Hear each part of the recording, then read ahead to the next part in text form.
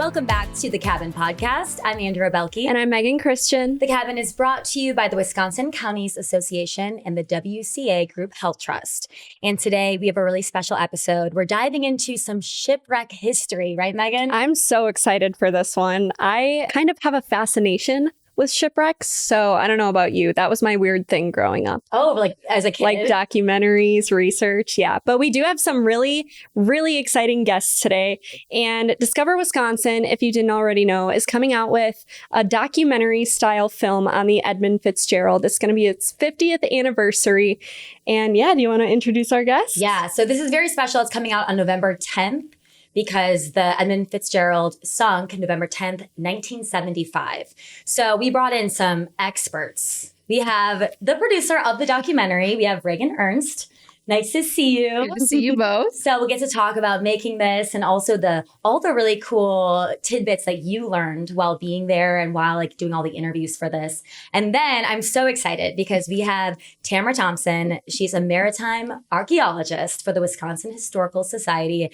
And you have done so many dives and you are a well of knowledge. So Tamara, thank you so much for being here. Thanks for inviting me. We were looking you up before this and you have done some incredible stuff. Can you tell us, just starting off, what is a maritime archaeologist? So a maritime archaeologist is an archaeologist, but we study things that are underwater or man's use of the waterways.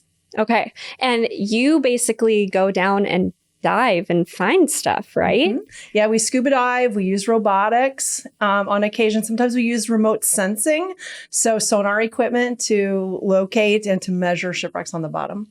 That's so cool. Now, we have to say that you weren't able to go down to the Edmund Fitzgerald because it's off limits, right? Yeah, it's off limits. It's protected. It's in Canadian water. So I work for the state of Wisconsin. So we tend to work here within the boundaries of the state. But yeah, it is protected site. It's one of just a couple that are in Canadian waters that require permits for scientific visitation. Okay. Well, let's kind of set the stage here, Reagan. So we have this documentary coming out. It's really exciting for everyone here at Discover Media Works. Can you kind of tell us, what is it about? What are you all covering in it? What can people expect? It's, very exciting. There's a lot of different perspectives covered in this documentary, Tamara being one of them, and the Wisconsin Historical Society playing a big part in kind of, the background of the Great Lakes and how treacherous it can be for a lot of ships. And so there's that. There's Steve Ackerman, who is a meteorologist who he's like an expert on the storms that happened that night and does UW Badger talks on them. He's incredible.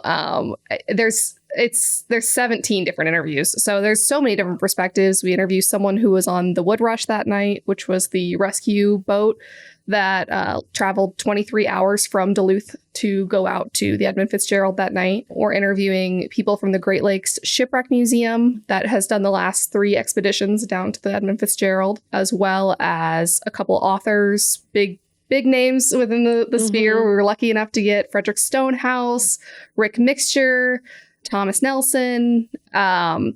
It's a lot. It's a lot. Yeah. Well, and it's exciting because we have you both here. So we're giving the cabin listeners a sneak peek and we're giving you what we know. Yeah, maybe if we can start off too, just like, what was the Edmund Fitzgerald? The Edmund Fitzgerald was the longest and largest man-made object that was ever dropped in fresh water. So it was 729 feet long. At that time, the Soo locks could just accommodate. In fact, I think they needed to modify the Soo locks in order for it to be able to move through. It was really the brainchild of the Northwestern Mutual Life Insurance Company. They're the ones that bankrolled the production or the build out of the ship. It was made at River Rouge in Detroit at the Great Lakes Engineering Works there, hull number 301. It was built as a modular ship. It came out about, 5 years after the last one that they had produced, which was the Henry Clay Ford. And they built it about 3 months faster than they built the Ford as well. So yeah, is that enough background? That's good. And there were how many people on it? There were 29 Okay. individuals that night that it went down. So Yeah. basically, we're starting off as like this ship is maybe not completely up to like normal safety standards because it was built so fast, and That's a question. So there's a Sulaks? lot of theories that are out there about what ultimately sank the Edmund Fitzgerald. And I think the end of the story is that we will never know. So the site is protected. It's off limits. There's very few scientific expeditions that are allowed. And to my knowledge, there really haven't been any full archaeological survey of the remains of the shipwreck on the bottom to determine what happened and ultimately decide a lot of those theories and questions and myths that are out there. yeah. So what was the path they were taking? Where was it going at this time? So normally the ship's route would be that it would pick up taconite pellets, so iron ore. After World War II, the process of hauling iron ore had changed, and they took these little pellets, which are called taconite pellets, and basically it consolidated the iron ore. It removed the silica from it, and it bound it into these tight little pellets that could easily be loaded. And normally it would take taconite from Silver Bay, Minnesota, and run it down to Toledo, Ohio. And in fact, it had the name Toledo Express because 85% of the trips that it made were from Silver Bay to Toledo. And then they would return in ballast, so without any cargo at all, just with water in their tanks to be able to control the height of the vessel in the water. And this was different. So it was not that they hadn't ever sailed out of Superior before, but it just wasn't their regular route. So on the morning of the 9th of November, 1975, they started loading taconite pellets at the Burlington Northern dock in Superior. And the Edmund Fitzgerald was so big that they actually had to move the ship. So they would load it and then move the ship slightly and then load it again. And as such, they loaded it about 3/4 full. So the weighing mechanism on the Edmund Fitzgerald it was broken at the time. And so we believe there were about 23,000 pellets that were loaded. And about 2:00 in the afternoon, they had finished loading and they set sail, and they started steaming up around the Apostle Islands. And later that evening, as they were passing Devil's Island at the far end of the Apostles, the storm started to build. In fact, a small craft advisory had been announced. So again, this is a huge ship. They wouldn't have it wouldn't have bothered them or the captain or the crew with a small craft advisory. But there was a storm brewing, and so the captain looked at the weather and the weather forecast, and it was predicted to be a little bit further south, the main brunt of the weather. And so they decided on a more northerly course, and so they headed north. Up almost towards the Canadian border before turning and heading east further. That was a mistake. So again, weather forecasting has come a long way, but they didn't predict that it would be as bad as it was. So throughout the night, they ran in the storm. It continued to intensify. They started taking big waves over, and by 7 o'clock or so the next day, they had reported that they had lost their radar, they had lost a railing, and they had lost 2 vents. And these are the vents that they would use for ballasting when they weren't carrying cargo. So they would have been carrying water or air, displaced with air, in order to buoy up the ship. So that meant that they were taking on water somewhere. Because they lost their radar, they didn't have a way of navigating or figuring out where they were very well. So they were following another ship called the Arthur M. Anderson. And so they radioed to them. They started following them through the storm.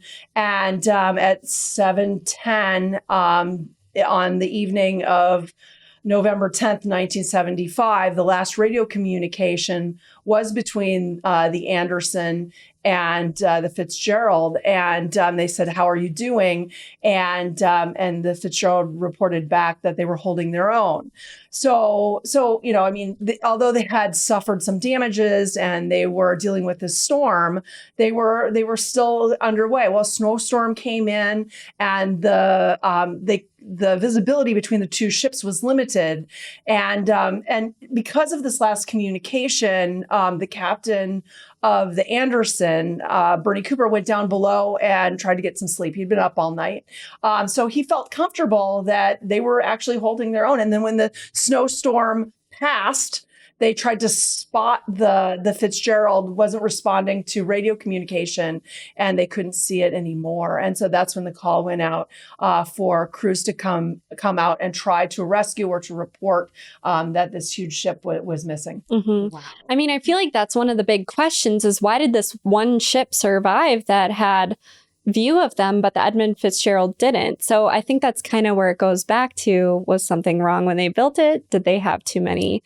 pellets on it? Let's talk through some of the theories. Reagan, I think you can probably hit on this pretty well. Yes, it's covered pretty heavily in the documentary. So I definitely suggest watching that to really understand the variety of different perspectives. But there are a lot of theories. One of them that you mentioned, that maybe the ship wasn't built properly. It sustained a lot of damage in its time. It was captained by Captain McSorley, who was known for going out into severe weather, taking the boat through storms. And a lot of the crew members that he worked with did have things to say when it came to how he tackled weather.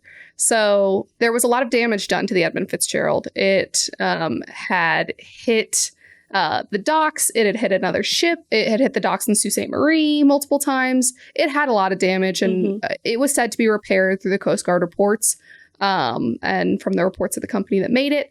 But it's hard to know that kind of that kind of information, and because we can't go down and research it, we really can't determine if that was a major cause. And then there's the hatch cover theories. The hatch covers are obviously the biggest and most well-known one, because back in 1975 to 76, the Coast Guard did an investigation of their own. Once the ice had been cleared, they were able to actually do an investigation in the spring following this. And through that investigation, they determined that the major cause for the sinking was untightened hatch covers. So basically, there's compartments across the ship. There are 13, I believe, 18? There's 21 hatch covers. 21 hatch covers. And each of them have different clasps all the way around it. And some of them had been sheared off when they did their investigation down in Lake Superior. Wait a minute. What do you mean sheared off? Like someone took them off? No, they broke. Like they broke. They broke. Yeah. Okay. I didn't know if there was a darker, somebody was messing with it. No, nothing like that. Okay. That we know of. But yeah, it's they're sheared off, so they're broken. And it's just the corners that are broken off, and the rest of them are intact. So that led them to believe that they just put on the corners instead of all of the individual covers. Okay. And so that much pressure on those 4 covers on each of the compartments with the water would have broken it off, and the water would have come in and filled those compartments, filling up those taconite pellets with water. And they had their both pumps going, stated by McSorley to Captain Cooper. The pumps would have worked to get the water out, but if it's filling up that quickly, the pumps weren't going to help. So that is a major theory. It is also considered a controversial one because it does put the blame on the crewmen, Right. who are not able to defend themselves. And so we interview family members of the crewmen, and they'll be the first to say that there's only one way to put on a hatch cover, and that if they knew that they were going into that kind of storm, that they would have made sure all of the hatches were closed. That's still debated to this day, whether or not that's accurate. Another one is hitting the shoals. A lot of people believe that the Edmund Fitzgerald scraped the shoals of Caribou Island, and that's definitely a theory. That kind of damage to the bottom of the ship could cause, water to seep through. But the 2 sections underneath the water, there is the front section, which is sitting upright, and the back section, which is flipped over on its side. I was going to say it did break in half, right? It did break in half. That's another controversial opinion, whether or not it broke up on the surface or at the bottom. So because for sure we know it broke in half, but we don't know if it happened on the surface or as it went down. Either it was floating and it broke at the surface and both parts went down. This one went the front nosedived down and the back half flipped onto its side and went down. And then other theories are that it, in the middle of it, it just nosedived down. The whole ship went down, and it happened very quickly. And then when it nosedived and hit, the backside broke off at that point. Okay. And so either way, we've got one sitting upright, the other side down, and the middle section is all torn apart. So it did break apart. The part that is upside down, we can see the entire bottom of the boat. There is no damage recorded on any of the expeditions, stating that there's no scrapes, there's no damage that they can see to that part of the ship. Is there a potential that it happened to the middle section or the front section? Yes. But that is, they also went through the shoals to identify if there was any paint marks, any scrape marks, because you would be able to tell a ship that big, like the Edmund Fitzgerald, if that had hit the shoals, you'd be able to see a lot of that. And there is no evidence at this point that they've identified all 20, I think it's 23 miles. They've said that there is no evidence of a boat hitting the shoals. So that's also a controversial theory. Yeah. Okay, so we have right now the theories are hitting the shoals on the bottom, the hatch covers, too heavy, and then there was a lot of damage to the ship. Are there any other kind of theories out there? Well, I will say that I don't even think being too heavy is a theory. Oh, that's they not were a theory. 3/4 loaded. It Got it. was. It wasn't that was fully- that was my However- theory. That's been debunked. No, If you're it right. was taking on water, it would be sitting lower in the water. Yeah. So Right. that would lead to the theory about it hitting the shoal. So, and then also you're not able to see the bottom of the bow section. And if it was taking on water at the forward part, it would have been heavier at the bow. Yeah. And we were kind of talking about this before we started the podcast, but I'm sure a lot of people listening are wondering, why can't you go down and visit? We know it's in Canadian waters, but even still, they're not allowed to go down. Yeah. It is in Canadian waters. It's managed by the Canadian Navy. There was a body found on the last expedition done in 1995. Well, actually, it was the 1994 expedition that they discovered a body. There have been no bodies recovered from this wreck. And so when this happened, the family was understandably upset, thinking that anyone could just go see their loved one in that vulnerable of a state. Yeah. And because it's Lake Superior, it's very cold. Everything's preserved. So the family worked to make sure that it was not open to the public, make sure that it's treated like a gravesite. And so that was done in 1995. The last thing that they did was to go down and recover the bell and bring the bell up to the Great Lakes Shipwreck Museum so that the family could have some sort of memorial. That makes a lot of sense. And I think it is important to note that while it is exciting to talk about shipwrecks, we are talking about an event that happened where many people died. And so it is very sad. And it's amazing that you were able to talk to some of the family members. So can you kind of talk about that experience and how they feel about everything that happened? And it's a hard thing that they don't have closure on. It's really tough. Definitely one of the harder interviews that we've done because there's 29 crewmen, multiple from Wisconsin, 5 up near Ashland. And so, yes, we interviewed the family of John Simmons, who was one of the wheelsmen. He had been on the boat for 50 years. He was going to retire that year. That was his last run before the season ended. A few of them were actually going to retire, McSorley as well, and another wheelsman. But McSorley asked them to do this one last year so that they could retire together. And so, it is 50 years past. So a lot of the people we're talking to are grandchildren. John Simmons, we talked to two of his granddaughters and his grandson. And it was very insightful. They give a great perspective into that they lost somebody, that these are 29 men that had families and have friends and are known in this area and died tragically. And, no matter all the different theories that are out there, it can be difficult to remember that there are 29 people that were affected. So we really wanted to highlight that in the documentary. That was important to me, that the family got to speak if they wanted to. We didn't want to force anyone to talk about that because that's a very sad thing. But I think it's a really beautiful part of the documentary, just getting to hear who John Simmons was and why, really get to understand the person that they lost.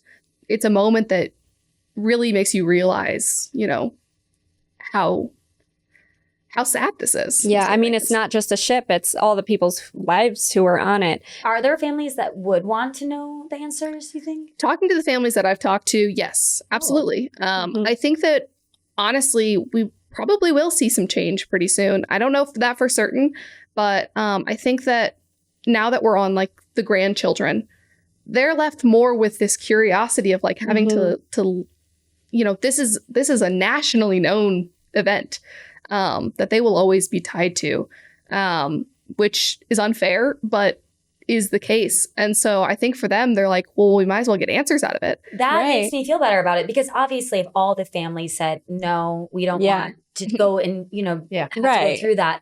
But if the families are at a place where they say, no, let's get the answers. Yeah. I can't speak for all of them, but the ones that I have spoken to have said, we don't want it open to the public. We don't want anyone to be able to dive down.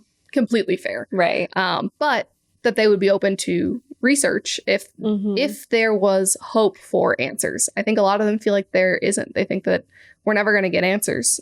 So what's the point? But I, through this documentary especially, disagree. I think that, Tamra, as well as like Steve Ackerman, all these people that we've interviewed, Rick Mixture, that could, help get some answers. Or at least clear up some of these theories, maybe limit some of the theories. Right. The problem with science, there's more questions, right? Yes. The Cabin is brought to you by the Wisconsin Counties Association, and this week we are featuring Grant County. Grant County is nestled in the heart of the Driftless region, where rolling hills, winding rivers, and storybook towns come together to create something truly special. Start your adventure in Platteville, where you can explore the area's rich lead mining past, snap a photo with the world's largest M, and visit the Mining and Rollo Jameson museums to see how Wisconsin's early pioneers shaped this land. Then head west to Wyalusing State Park, one of the oldest state parks in Wisconsin, where the Mississippi and Wisconsin rivers meet beneath towering bluffs, perfect for hiking, birdwatching, and stargazing. In Lancaster, stroll through a charming courthouse square and catch a summer concert or farmers market. And if you're looking for a slower pace, cruise the Great River Road, visit local wineries and farmsteads, or stop into Potosi Brewing Company, home to the National Brewery Museum, and yes, great beer with a view. There is so much to do in Grant County. For more info, go to wicounties.org. The Cabin is also brought to you by the WCA Group Health Trust. Serving local governments and school districts, the WCA Group Health Trust partners closely with members to fulfill their employee health benefit obligations in a fiscally responsible manner. Learn more at wcaght.org. I do want to dive a little bit more, no pun intended, into like you, Tamra, and what diving looks like in the Great Lakes, because you do this for a living. So I know we can't really talk about it much with the Edmund Fitzgerald, but maybe just to lighten things up a bit, can you talk about what diving on the Great Lakes is like? Well, it's changed a lot. So I've been diving since the late 80s, and I gave up diving after shipwreck diving on the Great Lakes. It was a very different environment. This is before the time that zebra and quagga mussels came in and cleaned the water. I remember I was in college and I got a 10 dive pass for one of the charter boats out of Milwaukee. And I went there every Wednesday night, and you could barely see your hand in front of your face. But it was very appealing and kind of fun to get out on the water and see something so big under the surface, and then all the effects of the crew. So I ended up accidentally swimming into a cargo hold and then having to find my way out. So it was very nerve-wracking. So I didn't go wreck diving for 10 or 15 years after that. And then this job with the Historical Society came up, and I was able to start looking at shipwrecks. So I now dive almost every week, especially during the season, on shipwrecks. And you do see, again, this sense of them being not just a place, not just a thing or big piles of wood or metal on the bottom, but being a place where people lived and worked and sometimes died. And they are protected as archaeological sites, and they're protected as grave sites when there are human losses on them.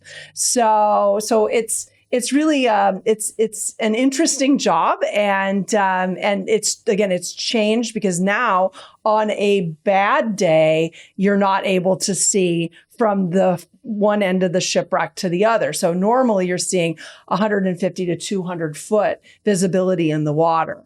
And otherwise you're thinking, oh, this is bad. Why am I even here? So it's changed quite a bit. And that's also brought in tourism. So a lot of people now want to come here and come to Wisconsin to see our shipwrecks because Lake Michigan and Lake Superior are so clear, and these resources are so well preserved because of low oxygen levels on the bottom that everything is in place like it went down yesterday. We love lists here in the cabin. So I'm curious, what are 3 of the most notable shipwrecks in Wisconsin and the Great Lakes? Okay, in Wisconsin, the most popular shipwreck site is one called the Prinz Willem. And it's off Milwaukee. It's in 85 feet of water, but you can reach parts of it in about 40 feet of water. So it's only a few miles out of port. There's a lot of dive charters there, and it always makes the lists of top 10 dive sites in North America. You've been down there? Oh yeah. So it was lost in 1957, and it's a huge Dutch freighter, 235 feet long, and it's sitting on its side on the bottom, and it kind of looks like Walt Disney put a shipwreck there, and that's what it should look like. And it's almost always really good visibility, so easy to get to, recreational dive depths.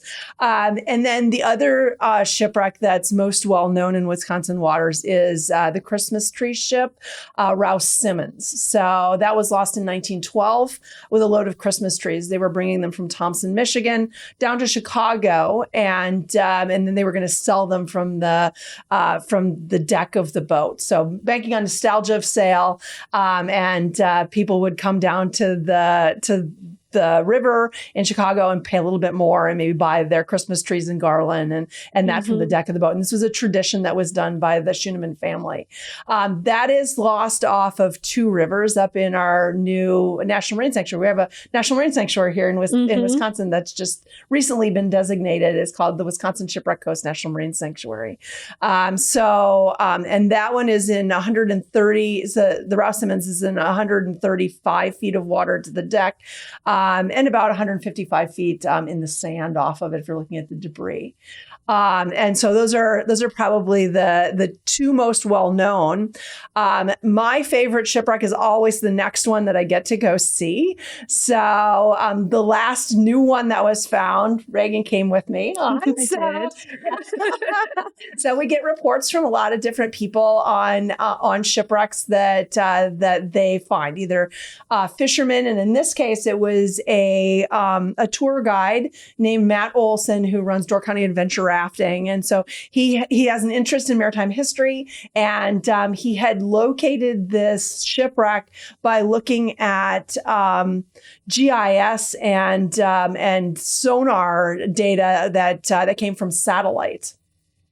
So I was looking at satellite images, kind of like Google Earth, but this is a county GIS site. And so it's a little bit more refined. And he found some dark spots in the water, went out with his boat, looked at it, and he said, yep, there's a shipwreck there that hadn't been found before. So he sent us the coordinates, and you guys came out with us, so it was a lot of fun. And we had I went down, took some basic measurements and pictures and video, and you got to, did you get to fly the ROV?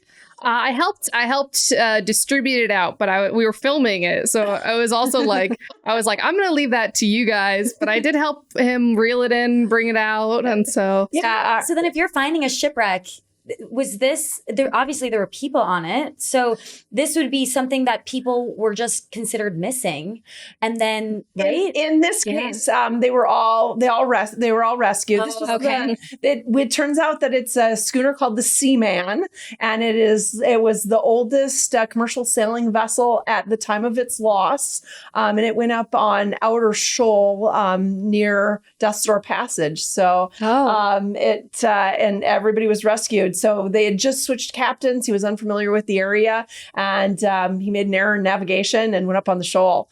And so someone was able to come on and rescue them. Yes. Yeah. There's still a lot of unknown shipwrecks that are out there. So, I mean, we have about 780 shipwrecks that were lost here in Wisconsin waters, and we're only in like the 300s as far as those that have been discovered. Yeah. Wait, can you say those numbers again? There was how many? About 780, a little more than 780 known vessel losses in Wisconsin waters, just in Wisconsin, right?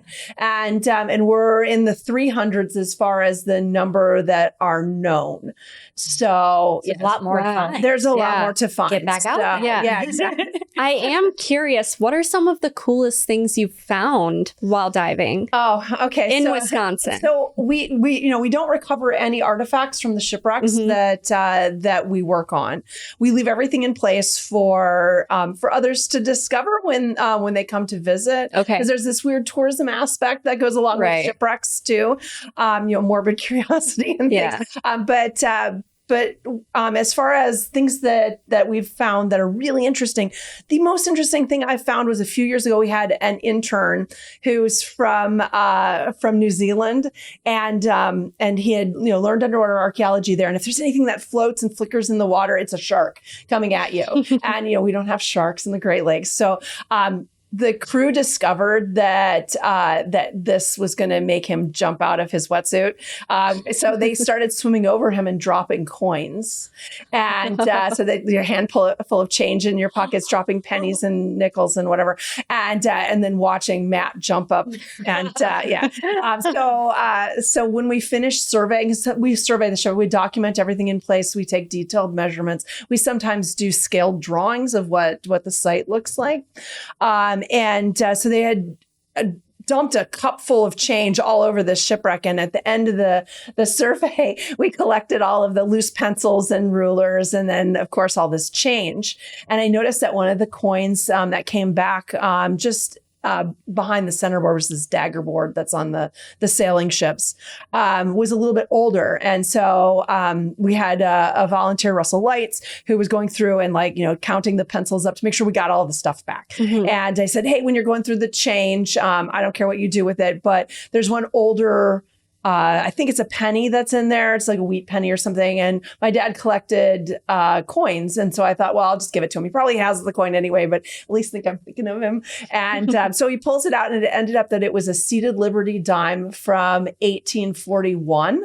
And that allowed us to put the name on the shipwreck. So the tradition was that when you finished building your ship, you would put a coin from the year that it was constructed in the mainmast step. So you'd stand a mast into a sort of a tying a step there, and that would provide good luck. but that helped us identify the shipwreck. So that's the coolest thing that Wow. I found on a ship. And we did bring it up. And there's very, very few things that we've brought up from shipwrecks, but this was one. And then we had to do conservation work on it. So Wow. That's so cool. That's and really cool. I also know that you found a canoe, right? That was really old. That was really a couple canoes, yeah. because there was one a few years ago that you found, right? Yeah. So in 2021, again, just past the height of COVID, I took one of the girls from the dive shop, had a free Saturday, and we were out in Lake Mendota, and we had diver propulsion vehicles, which are they're like a fan with a big battery pack and just pulls you through the water. A lot of fun.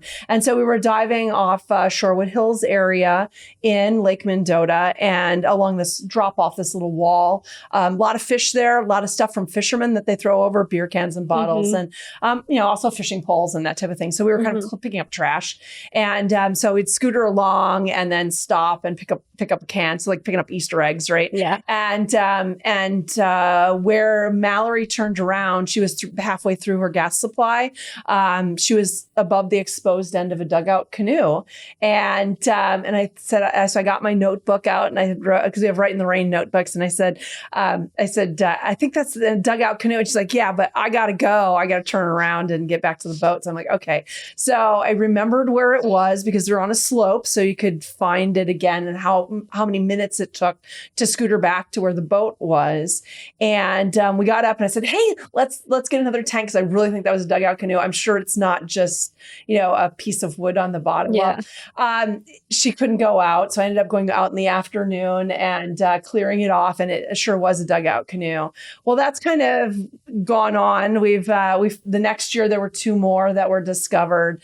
And then the year after that, there were several more. So the oldest dugout canoe in that collection, in this basically parking lot of canoes, is 4,800 years old. Wow. So yeah, and I'm just amazing. So the first one I had bet, because it was in such good shape, that it was like a Boy Scout canoe. Like, they had constructed it using Native American tradition and made this canoe and left it in the lake or whatever. But it turned out that one was 1,200 years old. So that we have the effigy mounds that are all around the lakes here.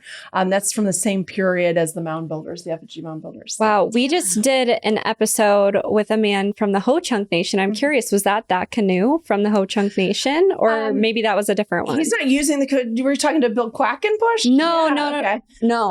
Robert Reeder. He was just mentioning a canoe that was found. That was found. That was probably it. Yeah. Okay. So, wow. We're talking about their canoe because they actually made a canoe too, and they've been taking it around and trying to. No, he was just telling us how one was found. I believe it's the same one. And you found it. Yep. Also, talking to you, this is such a cool job that you have, right? I'm so fortunate. Do you have any advice for somebody that is now inspired by you? Because I'm kind of considering careers. Maybe I should be a diver. You should absolutely be a diver. So start there. Take scuba lessons, learn to dive. If there's kids that are watching this, art, science, make sure that you're just kind of following your passion. If it's something that's inspiring to you, read books on shipping and shipwrecks, and again, explore that passion. Mm-hmm. So we don't have a ton of time left. I want to circle back to the Edmund Fitzgerald and just ask overall, this might be a loaded question, but what is the biggest takeaway or the thing that's going to stick with you the longest when it comes to all the research you did, everything you've learned about this shipwreck? I know. I was going to say, Reagan, you've probably learned so much while doing all of this. Yeah, it's been maybe one of the products I've been the most proud of. I've just met such amazing people. The fact that I could say that I was a part of discovering a shipwreck is just insane, and not at all what I set out to do, but I would love to do in the future. It just has led me all over Michigan, Wisconsin, Minnesota, and just meeting so many different people. And I think that it really resonates that this is a representative, this boat represents shipwrecks in the Great Lakes. And it's more than just a boat that went down. It's obviously the 29 men who are lost, the families that were affected, but it's also just, it shows the strength of the Great Lakes and how serious those storms can be. And I think it really it made me realize how hard it must be to work on boats like that and to be out there in that kind of weather, and to just have a new respect for all the people who are out on those Great Lakes every day. Yeah. What about you? Well, gosh, I think what you said, everywhere you turn, you'll be surprised how many people are connected with Edmund Fitzgerald. It's not just the song. It's not just the face value of what we get from that, or what the innumerable books that have been written on this tell us. It's that personal story. We did an interview the other day, and I thought that was probably one of the most meaningful things that was said, was that you'll be talking to someone and you'll realize that there's not many what do they call them, degrees of separation between the story of the Edmund Fitzgerald and people you meet on the street, because it's so close and it's so tied to this region and the communities that supported shipping. The amount of people we've met, it's just been unbelievable. Like we were at the Great Lakes Shipwreck Museum. We were just filming, and some guy stopped me and was like, "Hey, what are you guys filming?" And I explained it to him. He goes, "Oh, I was on the Edmund Fitzgerald." And I went, Wow. "Okay." And he was like, "Yeah, I was on it like the year before it went down." And that's why I come to these spots, is to learn more and be around people. And there's just like a community, especially the men of the Wood Rush, that it seems like everyone has been affected. And there was 100 different stories we could have told in the documentary, but we limited it down to 17. Yeah. You mentioned the song. We didn't even get to the song. Gordon Lightfoot has the song that is very popular. Mm-hmm. Was he just fascinated with it? Is there more of a connection there? I don't know the story too much about how he came to that. I know that he wrote it the same year, but it's amazing how close he lays out the theories of what went. Yeah, I mean there were some mistakes and some corrections, but yeah, it was it pretty much tells the story of what happened on this ship. And I do believe he wrote it like the year of. Yeah. So he must have been very touched and very inspired by it. Yeah, and I didn't ask you, Tamara, if you have a theory. Of all the theories that have been thrown around, do you have a theory on what happened to the Edmund Fitzgerald? No, but I can tell you another weird story is that my friend Carrie Soden, who's a maritime archaeologist with National Museum of the Great Lakes, and I have been trying to understand the permitting system of the Canadian government so that we can do an archaeological survey. We've been turned down a lot of times. Yeah. But maybe someday we'll be able to answer some of those questions. They turned down quite a few people. Yeah. It's not specific to us. There's a reason why no one's dived down since 1995. I know. It kind of makes you wonder, did they see something more?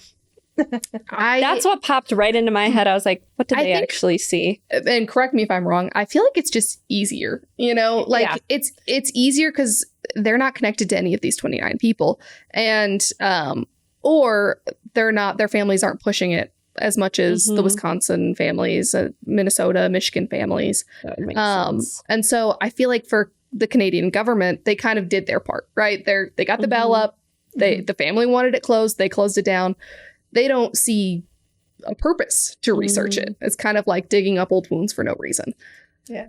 But it affects us differently because we want to know. And it's our ship, right? Like it's a U.S. ship. Well, and so I feel like when we want to identify. It was imported in Milwaukee. Yeah, we want to identify what happened. Was it the infrastructure issues? Because we don't want it to happen again. This has been really fascinating, and I learned a lot. I know a lot of our viewers have learned a lot. Yeah, I feel like maybe this documentary will maybe spark something in people and in those families to maybe push for more and get the answers that they're hoping for. That's kind of what we're hoping for. I think this is the first, I'll say that this is the first in-depth documentary really done on the Edmund Fitzgerald from this many different perspectives, that you won't find anything like this out there, because I've researched it all. I've seen all of them, and they're all great. But this is got so much information, so many different perspectives, and we don't lean into, well, this is the exact reason, because we don't know.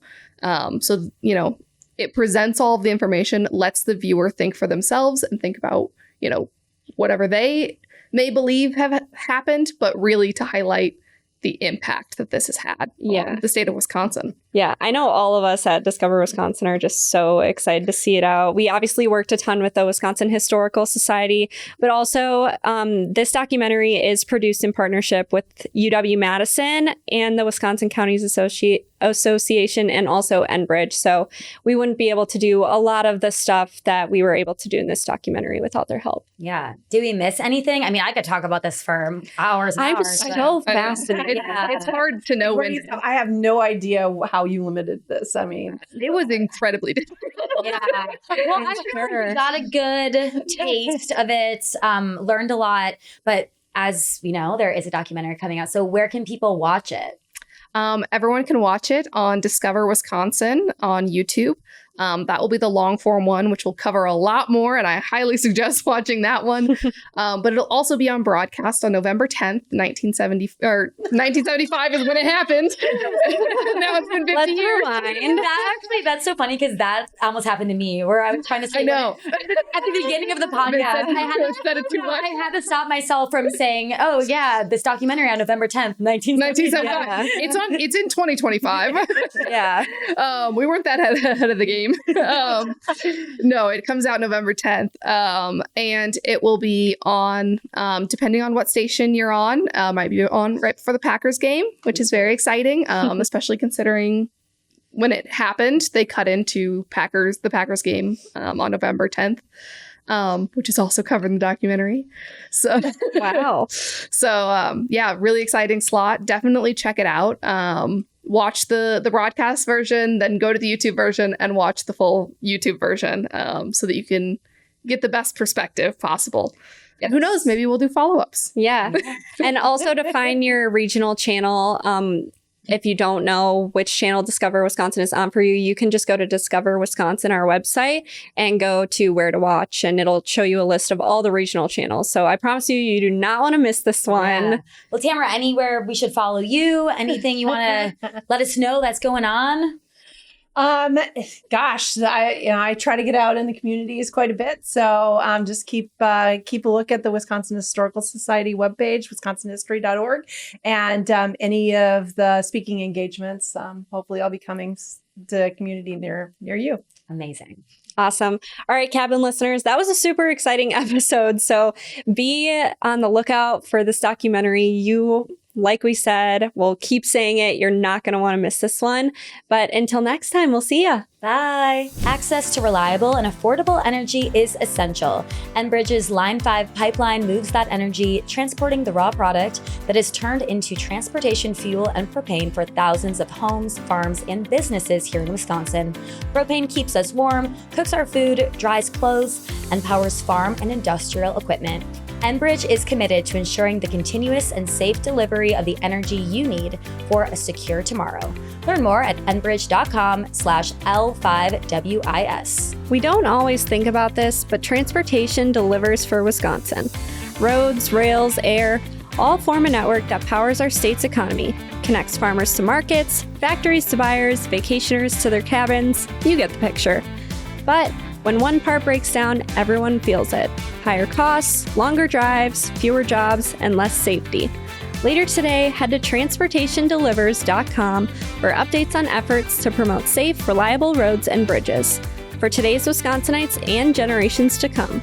That's transportationdelivers.com. Hey, Cabin listeners, the holidays are coming up fast, and if you're looking to share your love for Wisconsin this season, we've got just the place. Head to shop.discoverwisconsin.com and browse our lineup of cozy long sleeves, crew necks, hoodies, and tees, plus holiday-inspired gifts, stocking stuffers, and locally made goods that you won't find anywhere else. Whether you're shopping for the ultimate road tripper or someone who just can't get enough of Wisconsin, you'll find something for everyone on your list. And right now, you can take 15% off your order when you use the code CABIN at checkout. That's CABIN. Shop local this winter. Visit shop.discoverwisconsin.com and don't forget to use code CABIN for 15% off your holiday order. Today's episode of The Cabin was hosted by Andrea Belke and Megan Christian and produced by Andrea Belke. Audio engineering and video teasers by Nick Cardarella and Megan Christian, with social media by Megan Christian. Production support by Gavin McLean. The Cabin is a production brought to you by Discover MediaWorks. To learn more, head to discovermediaworks.com and don't forget to leave a review.